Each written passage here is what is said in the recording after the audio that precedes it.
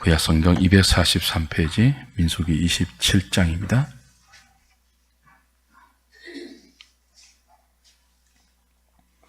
12절부터 23절까지 제가 한 절, 여러분이 한 절 교독하겠습니다.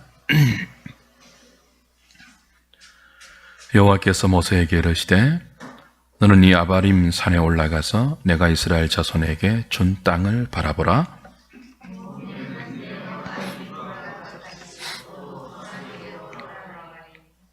이는 신광야에서 회중이 분쟁할 때에 너희가 내 명령을 거역하고 그 물가에서 내 거룩함을 그들의 목전에 나타내지 아니하였음이니라. 이 물은 신광야 가데스의 머리바 물이니라. 여호와 모든 육체의 생명의 하나님이시여 원하건대 한 사람을 이 회중 위에 세워서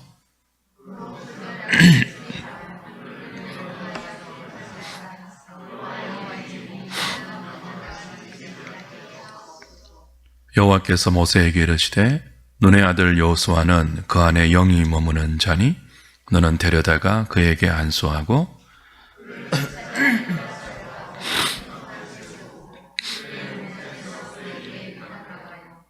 내 종기를 그에게 돌려 이스라엘 자손의 온 회중을 그에게 복종하게 하라.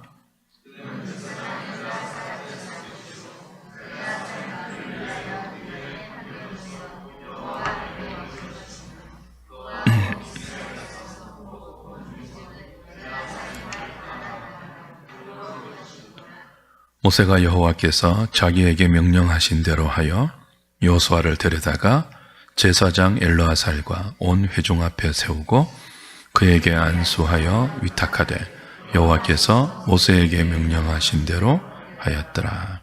아멘. 민수기 27장은 두 부분으로 되어 있습니다. 지난주에 보았던 1절부터 11절까지는 슬로보아스의 딸들이 가나안의 땅 기업을 자신들에게도 분배해달라는 믿음의 요구가 있었습니다. 그리고 오늘 함께 읽은 이 후반부는 슬로보아스의 딸과는 대조적으로 모세가 그 땅을 기업으로 받지 못하는 내용입니다. 들어가지 못해요.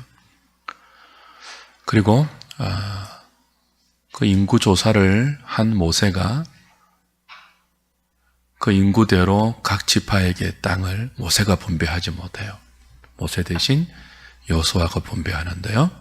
그 의미를 오늘 좀 생각을 하려고 합니다. 하나님께서 모세에게 말씀하십니다.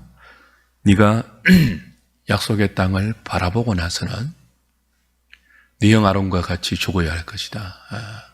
그 땅에 들어가지 못하고 죽어야 할 것이다. 조상에게 돌아갈 것이다. 왜냐하면 14절에 너희들이 신광야 머리바 물에서 내 거룩함을 나타내지 아니하고 내 말을 내 명을 거역했기 때문이다. 그렇게 이유를 밝혀주십니다. 이제 모세가 약속의 땅을 바라만 보고 들어가지 못하는 이유에는 두 가지 교훈이 담겨 있어요. 우리가 이미 이 사건을 민수기 20장에서 구체적으로 다룬 바가 있습니다. 무리바 사건에서 다시 한번 좀 기억할 필요가 있죠. 이 무리바 사건을 시편 103편이 이렇게 해석해 줍니다. 시편 103편 가보십시오. 106편입니다. 시편 106편 가보십시오.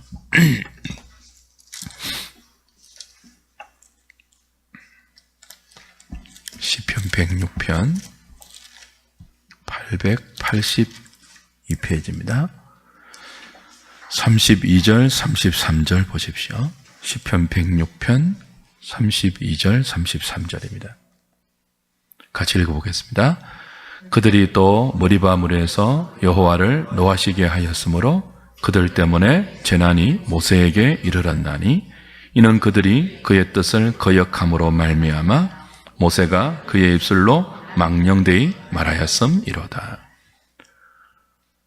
자, 오늘 민수기 27장과 민수기 20장에서 말하지 않는 한 부분을 시편 106편이 부가해서 해석을 해요. 오늘 민수기에서는 하나님께서 모세 네가 신광야 가데스 머리바 물에서 내 명을 거절하고 나의 거룩함을 회중들 가운데 나타내지 않았기 때문에 형 아론과 더불어 너도 죽어야 한다. 그 땅에 못 들어간다. 그렇게 말씀하셨잖아요. 근데 이걸 이제 해석하는 시편 기자는 그 이후에 하나를 더 추가해요. 그게 뭐죠? 32절에 보면 그들은 이제 이스라엘 백성을 말해요. 이스라엘 백성의 광야에서 반역의 역사를 회고하면서 그들이라고 표현하는데요. 그들이 또 머리바물에서 여호와를 노하시게 하였으므로 그들 때문에 재난이 누구에게 이르렀습니까? 모세에게 이르렀어요. 그러니까 이스라엘 백성들의 죄 때문에 모세에게 재난이 미쳤어요. 또 하나, 그게 한 가지 이유고 또 하나는요. 모세가 입술로 망령되이 말하였죠. 하나님은 반석을 명하여 물을 내라고 했잖아요. 그죠? 근데 모세는요, 막 분노를 발하면서, 우리가 이 물을 내려 하고 반석을 쳤단 말이에요, 지팡이로. 그래서 하나님이 노하셨어요. 왜 내 말을 듣지 않고, 나의 거룩함을 나타내지 않고, 내 말을 거역하느냐. 이제 시편 106편 기자는 그것과 더불어서 모세가 들어가지 못하는 또 다른 이유를 이스라엘 백성들의 죄를 담당하는 것으로 주석해요. 그들 때문에 재난이 모세에게 이르렀다. 그럼 보십시오. 아론과 모세가 그 사건 때문에 가나안 땅에 못 들어가요. 그러면은 모세와 아론은 이스라엘 백성의 대표 지도자 아닙니까? 그 지도자가 하나님을 노하게 해서 약속의 땅에 못 들어간단 말이에요. 그럼 당연하죠. 그 백성들도 당연히 못 들어가야죠. 그렇지 않습니까? 이스라엘 백성을 대표하는 그래도 거룩한 모세와 아론이 하나님을 거역해서 하나님 명령을 그대로 준행하지 않고 하나님의 거룩함을 나타내지 않아서 약속의 땅에 못 들어갔다면 당연히 그 백성들 더 패역하고 더 미련하고 더 어리석은, 그리고 모세의 그 분노를 격발시킨 이스라엘 백성은 당연히 못 들어가죠. 근데 어떻게 하십니까? 모세와 아론이 못 들어가요. 그 대신 누가 들어가요? 이스라엘 백성들은 들어간다고 하죠. 그들 때문에 재난이 모세에게 이르렀다. 그들이 머리바 물에서 여호와를 노하게 했는데, 근데 그들 때문에 노하는 하나님의 재난이 모세에게 임했다. 그렇게 말해요. 그러니까 모세는 못 들어가고 그들은 들어가요. 그럼 모세가 어떤 역할을 하는 거예요?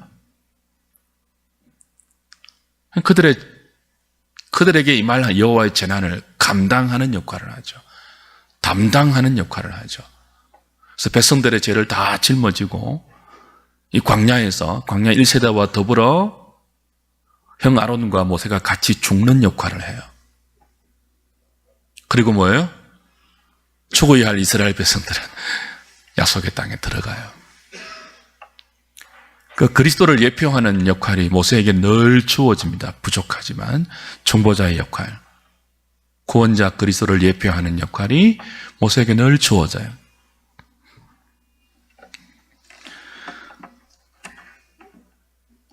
불완전하지만 모세는 그리스도의 예표적 역할을 하면서 백성들의 죄를 대신 짊어지고 광야에서 죽습니다. 그런데 그들 대신 약속의 땅에 들어가지 못하고 광야에 죽는 모세 때문에 마땅히 죽어야 할 이스라엘 백성들은 들어가요. 그게 이제 구원의 원리입니다. 죄인들이 하나님께 용서받는, 죄인들이 하나님의 은혜를 맛보는 원리예요. 그들이 은혜 받을 만하고 약속의 땅에 들어갈 만해서 들어가는 게 아니에요. 누군가 그들의 죄를 담당하는 거예요. 그리고 그들이 들어가는 거예요.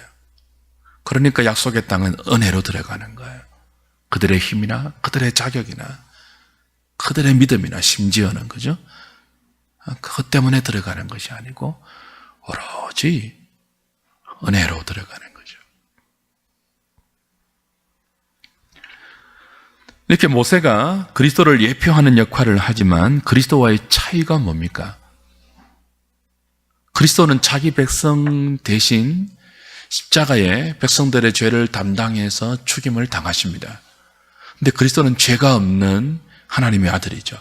모세는요, 죄가 있어요. 이 차이입니다. 그래서 모세가 약속의 땅에 들어가지 못하는 또 한 가지 이유는 자기 죄 때문이에요. 두 가지 이유예요. 하나는 백성들의 죄 때문이고 또 하나는 자기 죄 때문이에요. 그래서 오늘 민수기 27장 보시면 그 두 가지를, 그 자기 죄를 특별히 강조하죠. 그렇죠? 너희가 내 명령을 거역하고 내 물가에서 내 거룩함을 그들의 목전에 나타내지 않아야했으므라. 그 회중이 분쟁할 때에 회중의 죄와 더불어 너희가, 모세와 아론의 죄가 동시에 이렇게 클로즈업되고 있습니다. 그 땅에 들어가지 못한다는 이 하나님의 말씀을 듣고 모세는 더 이상 따지지 않죠. 그리고 한 가지 간구합니다. 하나님께 요청을 해요. 그 요청이 무엇입니까? 16절, 17절 보십시오. 민수기 27장 16절, 17절. 여호와 모든 육체의 생명의 하나님이시여 원하건대 한 사람을 이 회중 위에 세워서 그로 그들 앞에 출입하며 그들을 인도하여 여호와의 회중이 목자 없는 양같이 되지 않게 하소서. 그러니까 나를 데려가시면 나 대신 누군가를 세워서 그들 앞에 출입하게 하고, 이 출입하게 한다는 히브리 말의 뜻은 사역한다, 직무를 감당한다, 그런 뜻입니다. 그래서 그들을, 이 회중을 목자 없는 양같이 되게 하지 말아 주시옵소서. 모세가 알지 않습니까? 이스라엘 백성들이 어떤 존재인 줄 알지 않습니까? 그냥 내버려두면 도무지 들어가지 못하는 백성이에요. 들어가려고도 안 하는 백성이에요. 못 들어간다고 하는 백성이에요. 끝없이 원망하고 불평하고 하나님께 대들고 반역하고 자기 욕망을 하나님의 이름으로 실현하려고 하는 정말 못된 족속들이에요. 우리 인간이 그래요. 그래서 이런 회중을 인도할 목자가 필요해요. 그래서 목자 없는 양같이 유리방황하지 않도록 하나님 나를 데려가시면 이들을 인도할 수 있는 목자를 세워서 이들 앞에 출입하게 하옵소서 기도하죠. 하나님께서 이 모세의 기도를 들으시고 모세 대신 누구를 세우시죠? 하나님의 영이 있는 눈의 아들 여호수아를 회중들 앞에 위임하라. 안수하여 위임하여서 너의 종기를 그들에게 나타나게 하라. 그 지도력을 오롯이 공식적으로 여호수아에게 위임하라고 말씀하십니다. 왜냐하면 여호수아는 나의 영이 있다, 성령이 있다, 하나님의 영이 있다, 이렇게 말씀하세요. 근데 이 여호수아를 이제 회중을 인도하는 목자로 모세 대신 세우시는데요, 모세도 그렇고 여호수아도 그렇고 양들을 인도하는 목자의 역할을 합니다. 제가 아까 모세가 그리스도를 불완전하지만 그리스도를 예표하는 지도자라고 하지 않았습니까? 여호수아도 그래요. 양들을 인도하는 목자인데 사실 모세도 그렇고 여호수아도 그렇고 이 모세와 여호수아가 예표하는 참된 목자가 누굽니까? 예수 그리스도죠. 선한 목자라고 요한복음 10장 11절에 스스로 말씀하신 나는 선한 목자다. 양들을 위해서 내 목숨을 버린다 그랬습니다. 그 선한 목자 그리스도를 예표하는 모세와 눈의 아들 여호수아가 이제 하나님의 때에 그 지도력이 바톤 타치되고 있죠. 광야에서 약속의 땅으로 들어가는 이 분기점을 앞두고, 이 시대적인 전환을 앞두고, 그렇죠? 모세에서 여호수아로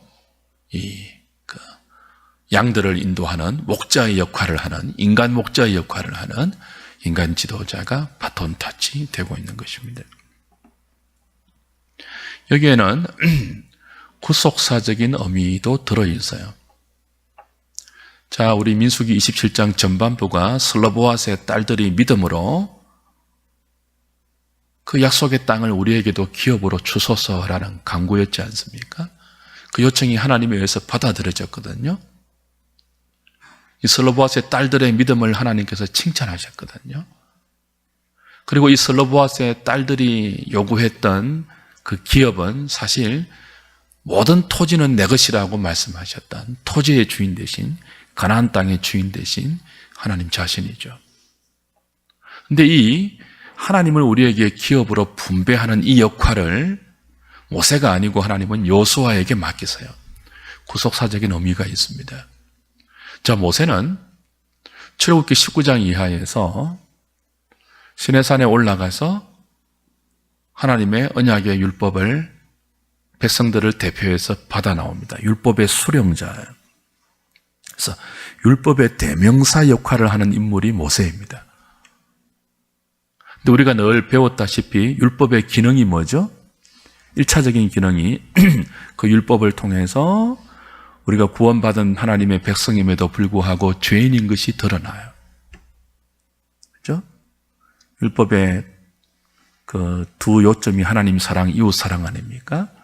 그 완전한 하나님의 사랑, 완전한 이웃 사랑 앞에 우리가 얼마나 그 사랑을 실행하지 못하는 연약한 죄인인지가 오롯이 드러나요. 율법을 통해서. 그 말씀대로 살려고 하면 하나님 사랑하지 않고 이웃 사랑하지 않고 끝없이 자기만 사랑하는 죄인된 자신을 율법 아래서 발견해요. 그래서 저와 여러분들이 그래서 말씀대로 살아야 돼요. 말씀대로 살려고 노력해야 우리가 죄인인 줄 알아요. 그 말씀대로 못 사는 연약한 우리의 어리석음과 부패함을 발견하죠. 율법의 1차적인 기능입니다. 죄를 깨닫게 하죠. 2차적인 기능이 뭡니까?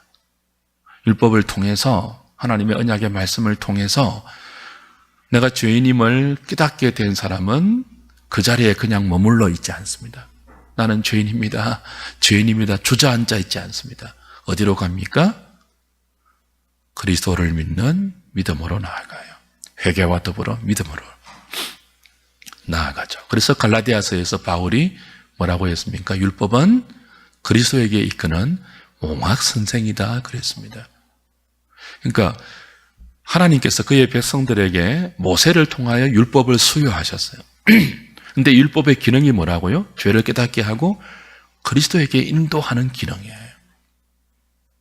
그래서 그리스도를 붙들고 그 그리스도를 의지해서 다시 뭐예요? 내 힘으로 살아내지 못하는 이 말씀의 요구, 하나님 사랑, 이웃 사랑의 삶을 그리스도를 의지해서 하나님의 능력으로 살게 하는 것이 율법의 제3기능이에요. 첫 번째 기능은 죄를 깨닫게 하고, 두 번째 기능은 그리스도를 의지하게 만들고, 세 번째 기능은 그리스도를 의지해서 하나님의 능력으로, 내 힘으로 못하는 하나님의 능력으로 하나님의 말씀에 순종하게 하는 기능이에요. 그러니까 율법은요, 그리스도를 지향하는 것입니다. 그리고 이스라엘 백성들이 하나님의 은혜로 원래는 들어가지 못하는 사람들 아닙니까? 모세하고 아론처럼 그들의 1세대 조상처럼 다 죽어야 하는 사람들 아닙니까? 그런데 지금 들어간단 말이에요. 하나님의 은혜 때문이죠. 그 은혜의 궁극적인 수여자가 누구입니까? 우리 주 예수 그리스도의 은혜라고 날마다 우리가 고백하는 예수님입니다.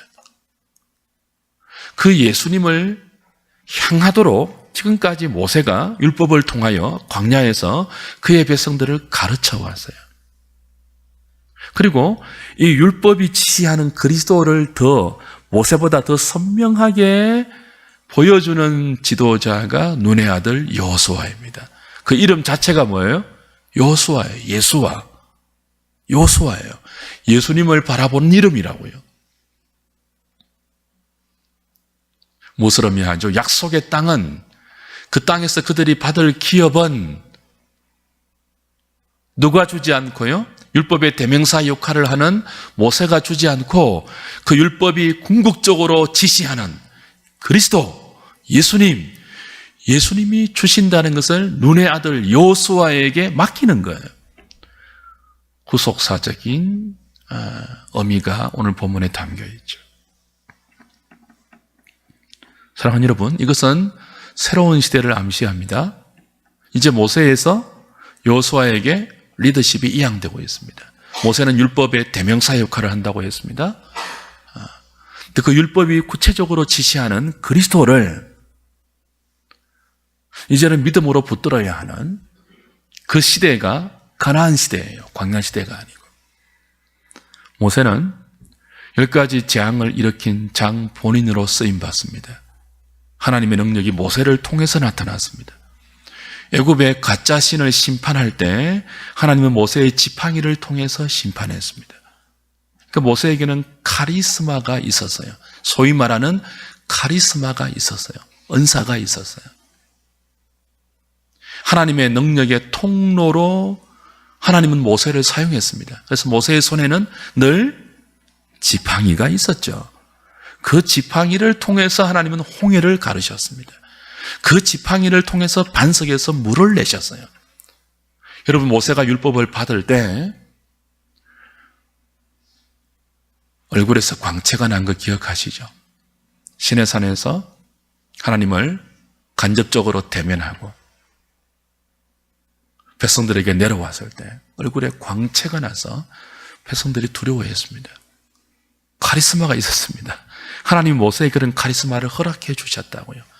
지팡이를 허락하셨고 얼굴에 광채를 허락하셨고 기적의 통로로 사용하셨습니다.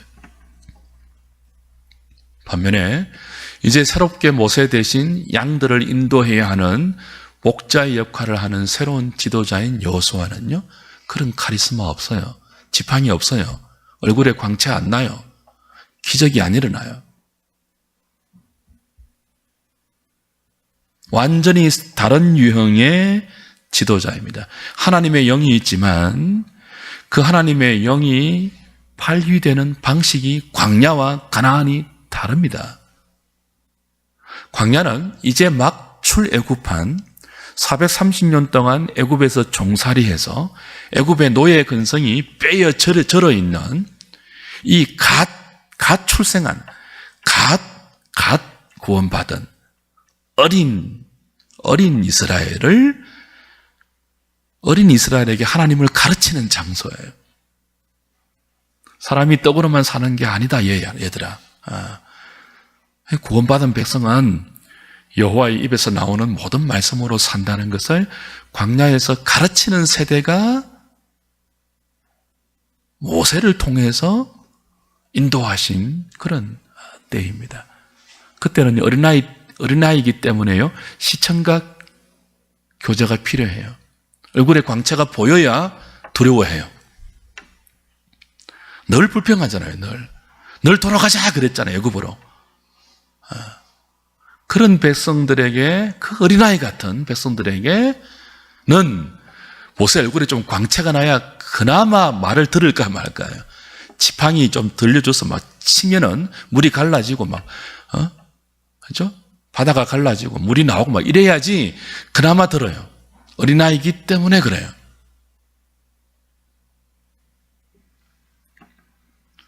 근데 앞으로 들어갈 가나안 땅은 그렇지 않습니다. 오늘 21절 보십시오. 이제 여호수아를 세우고 나서 어떻게 하라고 하죠? 그는 제사장 엘르아살 앞에 설 것이요, 엘르아살은 그를 위하여 우림의 판결로서 여호와 앞에 물을 것이며 그와 온 이스라엘 자손 곧 온 회중은 엘르아살의 말을 따라 나가며 들어올 것이니라. 자, 백성들 앞에 출입하며 목자들을 인도하는, 양들을 인도하는 목자를 이제 하나님께서 여호수아라 세웠는데 모세와는 다른 목자예요. 모세는요, 제사장 아론에게 묻지 않았습니다.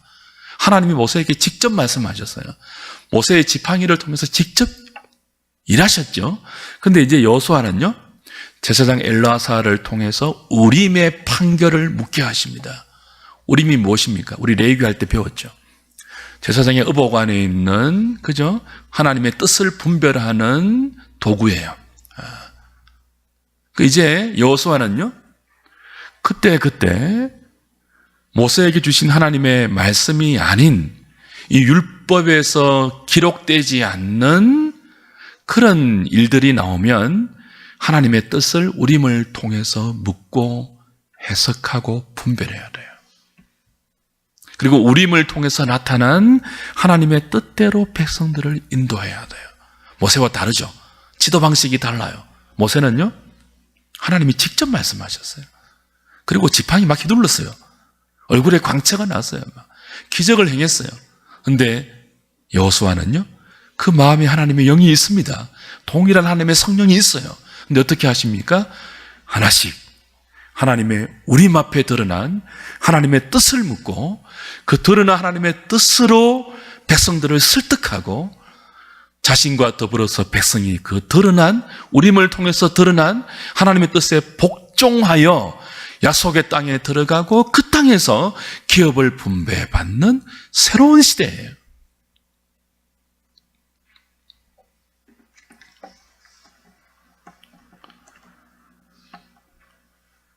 광야의 어린 백성들에게는 카리스마가 필요했습니다. 광채도 필요했습니다. 지팡이도 필요했습니다. 불과 나팔 소리도 필요했어요. 그러나 이제 약속의 땅에 들어가서는 적어도 40년이 지났지 않습니까? 광야에서 이미 주신 언약의 말씀을 해석하고 그 말씀에 기록되지 않는 것은 우림의 뜻을 따라서 분별하여 그 말씀에 순종하여 약속의 땅을 기업으로 누리는, 그 땅의 주인이신 하나님을 맛보는 그런 시대예요.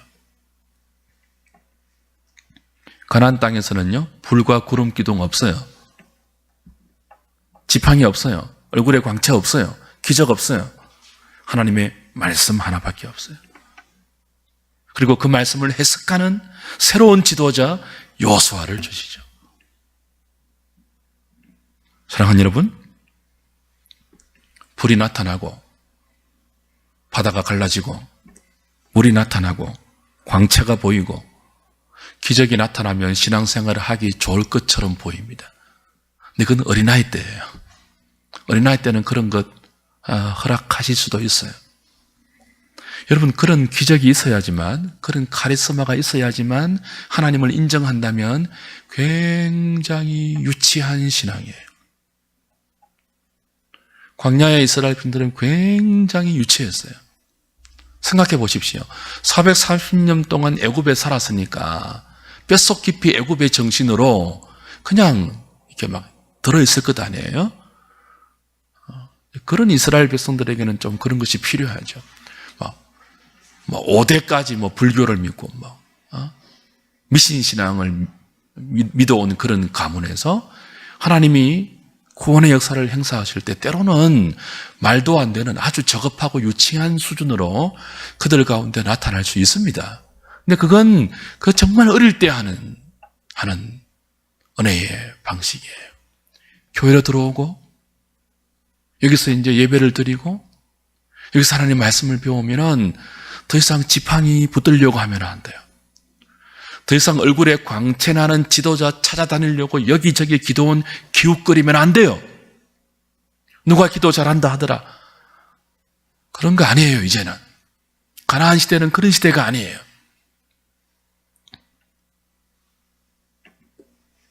약속의 땅에 들어가서 그 땅의 원주민들과 싸울 때는요, 광야에는 원주민이 없었잖아요. 약속의 땅에 들어가면요, 이미 그 땅을 차지하고 있고 문화를 만들어 놓고 있고 그 땅의 삶의 양식을 만들어 놓고 있는 원주민들이 있단 말이에요. 그 원주민들과 싸우는 전쟁은 가치관의 전쟁이에요. 다 진멸하라 그랬죠? 가치관 전쟁이에요. 영적 전쟁이에요. 문화 전쟁이에요. 가나안 사람들은 지독한 창녀와 같은 그런 타락한 백성들입니다. 430년 동안 그들의 죄악이 관영할 때 이제 말씀 하나 붙들고 들어가는 언약 백성들을 통해서 하나님께서 말씀을 그들에게 주시고 말씀으로 그들을 심판하는 심판 전쟁이 가나안 정복 전쟁이에요. 이거 지팡이 들고 얍얍 싸우는 싸움이 아니에요.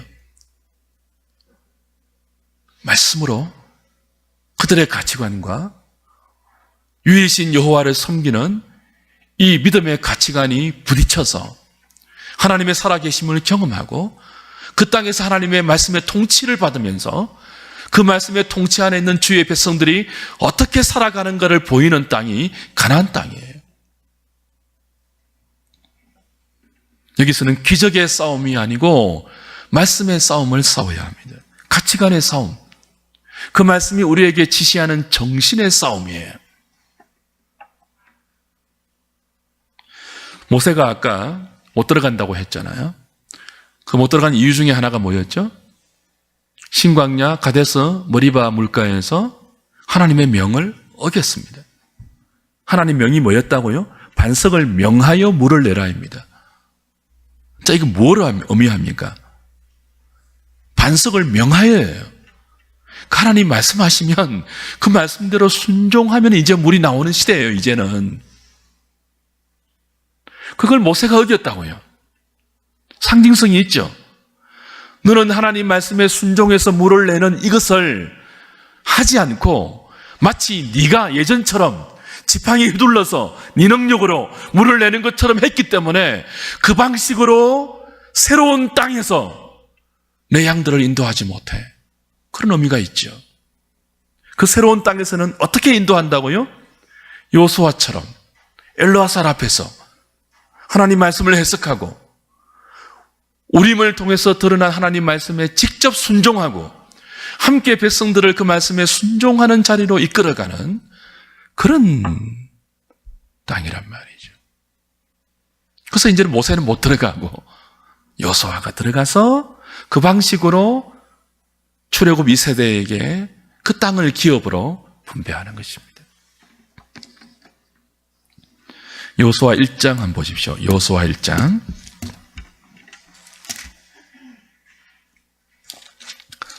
이 말씀이 얼마나 강조되어 있는지 보십시오. 여호수아 1장 1절부터 보십시오. 9절까지인데요.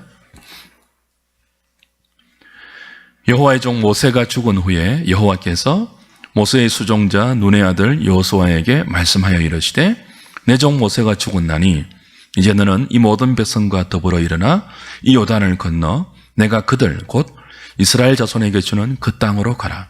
내가 모세에게 말한 바와 같이 너희 발바닥으로 밟는 곳은 모두 내가 너희에게 주었노니 곧 광야와 이 레바논에서부터 큰 강 유브라데 강까지 헷 조속에 온 땅과 또 해지는 쪽 대해까지 너희의 영토가 되리라. 내 평생에 너를 능히 대적할 자가 없으리니 내가 모세와 함께 있었던 것 같이 너와 함께 있을 것임이니라. 내가 너를 떠나지 아니하며 버리지 아니하리라. 자, 모세에게 함께 있었던 것처럼 하나님의 능력으로 여호수아에게도 함께 하시겠다고 약속하십니다. 근데 방식이 조금 달라. 6절 강하고 담대하라. 너는 내가 그들의 조상에게 맹세하여 그들에게 주리라 한 땅을 이 백성에게 차지하게 하리라. 오직 강하고 극히 담대하여 나의 종 모세가 내게 명령한 그 율법을 다 지켜 행하고 우로나 좌로나 치우치지 말라. 그리하면 말씀과 연결되어 있죠. 그리하면 어디로 가든지 형통하리니 이 율법책을 내 입에서 떠나지 말게 하며 주야로 그것을 묵상하여 그 안에 기록된 대로 다 지켜 행하라. 그리하면 내 길이 평탄하게 될 것이며 네가 형통하리라. 내가 네게 명령한 것이 아니냐? 강하고 담대하라. 두려워하지 말라. 놀라지 말라. 네가 어디로 가든지 내 하나님 여호와가 너와 함께 하느니라 하시니라.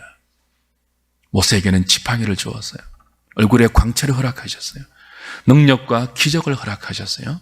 근데 여호수아에게는요, 모세에게 준 언약의 율법책 하나 외에는 없습니다. 주야로 율법책을 묵상하라. 그거 외에는 없어요. 그리고 그 가운데 기록한 대로 다 지켜 행하라. 그리하면 어디로 가든지 형통하리라. 방식이 다르죠. 사랑하는 여러분, 모세와 함께 하셨던 하나님께서 여전히 여호수아와도 함께 하십니다. 근데 이제 여호수아에게는 얼굴에 광채가 없습니다. 능력의 지팡이 없습니다. 불기둥, 구름기둥도 없습니다. 근데 뭐가 있습니까? 성령의 감동으로, 하나님의 능력으로 주신 그 율법책이 있습니다. 하나님의 입에서 나온 말씀이 있습니다. 이 말씀이 광채보다 더 귀한 겁니다. 이 말씀이 지팡이보다 더 중요한 거예요. 시대가 바뀌었습니다. 이 말씀에 기록된 대로 지켜 행하면, 그 말씀의 뜻을 잘 분별하고 해석해서 그 말씀이 지시하는 대로 너희들의 삶의 가치관을 만들고 정신을 무장해서 말씀이 인도하는 대로 그 땅에서 살면 내가 너와 함께 할 것이고 반드시 너희들을 지켜줄 것이다. 너희들이 발바닥으로 밟는 모든 땅을 너에게 줄 것이다. 그 땅이 기업이 될 것이고 그 땅의 주인 되신 하나님이 너희들의 일거수일투족 가운데 나타나고 경험되고 그 하나님이 인도하는 삶이 얼마나 귀한지를 맛보게 될 것이다. 약속하고 있습니다. 말씀을 맺죠. 이 말씀대로 요단강은 홍해가 갈라지는 것처럼 모세의 지팡이로 가르지 않습니다. 요단강이 어떻게 갈라지죠? 물이 넘실대지만 하나님이 건너라 하시죠. 그때 건너라는 하나님 말씀대로 여호수아가 믿음의 발을 내디뎌요. 지팡이 안 휘두릅니다. 믿음의 발을 하나님 말씀에 순종해서 내디딜 때 뭐죠? 요단강이 갈라집니다. 여리고성 어떻게 무너지죠? 지팡이 휘두르지 않습니다. 하나님이 돌라 하십니다. 말도 안 되는 말씀을 하세요. 7바퀴 돌라 하십니다. 매일 한 바퀴씩 돌고 마지막 날 돌라 하십니다. 말씀에 순종해서 돌 때 난공불락의 여리고성이 무너졌습니다. 가나안 땅은 그렇게 사는 땅이에요. 그렇게 말씀에 순종해서 우리의 영원한 기업 되신 하나님을 경험하고 그 하나님의 복된 통치를 받는 땅이 가나안 땅이에요.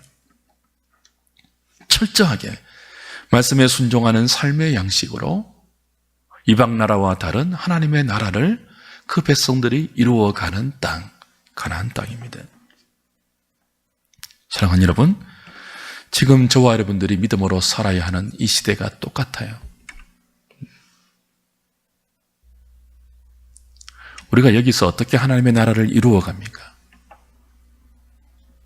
우리 손에 기적의 지팡이 들려지면 좋겠죠. 우리 얼굴에 광채가 나면 사람들이 예수 믿을까요? 하나님 그런 방식으로 우리에게 하나님 나라 세우라고 말씀하지 않았습니다. 모세가 예표했던 그리스도, 여호수아가 예표했던 그리스도는 능력으로 죄인들을 구원하지 않았습니다. 기적으로 구원하지 않았습니다. 십자가로 구원하셨습니다. 그리스도가 행하셨던 모든 기적은 사실 궁극적으로 십자가를 향합니다. 십자가는 세상적인 힘이 나타나는 장소가 아닙니다. 십자가는 저주의 자리입니다. 그래서 표적을 원하는 유대인들에게 십자가는 미련한 곳입니다. 지혜를 구하는 헬라인에게 십자가는 어리석은 곳입니다. 그런데 구원을 받은 주의 백성들에게 이 십자가는 하나님의 능력이고 하나님의 지혜입니다. 그리스도가 오늘 우리에게 이 땅에 교회의 머리 되셔서 몸된 그의 지체들을 통하여 이루어 가신 하나님의 나라는 광야처럼 지팡이로 불신자들과 얍얍 싸우는 그런 나라 아닙니다. 말씀에 순종해서 우리 안에 여전히 남은 육체의 소욕을 말씀으로 쳐서 복종시키고 그 말씀이 우리에게 가르치고 인도하는 그 말씀의 원리 따라 우리의 삶의 이정표를 정하고 한 걸음 한 걸음 그 말씀의 인도를 따라 목자 되신 그리스도를 닮아가는 삶, 거기에 하나님의 나라가 임합니다. 히브리서 5장 찾고 말씀 마치죠.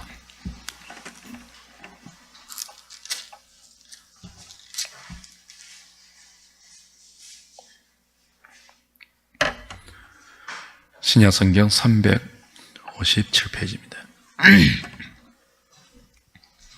히브리서 5장 11절부터 14절까지 봅니다. 멜기세덱에 관하여는 우리가 할 말이 많으나 너희가 듣는 것이 둔함으로 설명하기 어려우니라. 때가 오래되었으므로 너희가 마땅히 선생이 되었을 터인데 너희가 다시 하나님의 말씀의 초보에 대하여 누구에게서 가르침을 받아야 할 처지이니 단단한 음식은 못 먹고 젖이나 먹어야 할 자가 되었도다. 이는 젖을 먹는 자마다 어린아이니 의의 말씀을 경험하지 못한 자요. 14절 같이 봅니다. 단단한 음식은 장성한 자의 것이니 그들은 지각을 사용함으로 연단을 받아 선악을 분별하는 자들이니라. 하나님 우리에게 요구하시는 게 이거예요. 지각을 사용하는 거예요. 지팡이 있으면요, 얼굴에 광채에 나타나는 지도자 따라가면요, 여러분이 지각을 사용하실 필요가 없어요. 그래서 신사도주의가 너무나 악랄한 이단이라는 거예요. 지도자가 강대상 위에서 막 카리스마 발휘하고 기적 보이고 병자 고치고, 그러면 그 지도자를 따르는 회중은요, 무지몽무해서 지각을 사용 안 한다니까요. 자신들의 일상에서 하나님 뜻이 무엇인지 그들의 머리로 생각을 못해요. 판단을 못해요. 늘 누군가가 보여줘야 돼요. 근데 그렇게 안 하십니다. 하나님의 뜻은 무엇이죠?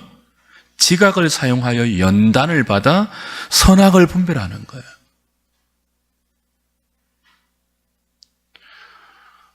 말씀을 잘 묵상하고 해석하고 그 말씀을 통해서 드러난 하나님의 뜻을 분별하는 것을 저와 여러분이 지각을 사용해서 자꾸 훈련해야 돼요. 우리의 지각이 연단을 받아야 돼요. 아, 이렇게 사니까 하나님 기뻐하지 않구나. 아, 이렇게 사니까 하나님이 적극적으로 기뻐하시구나.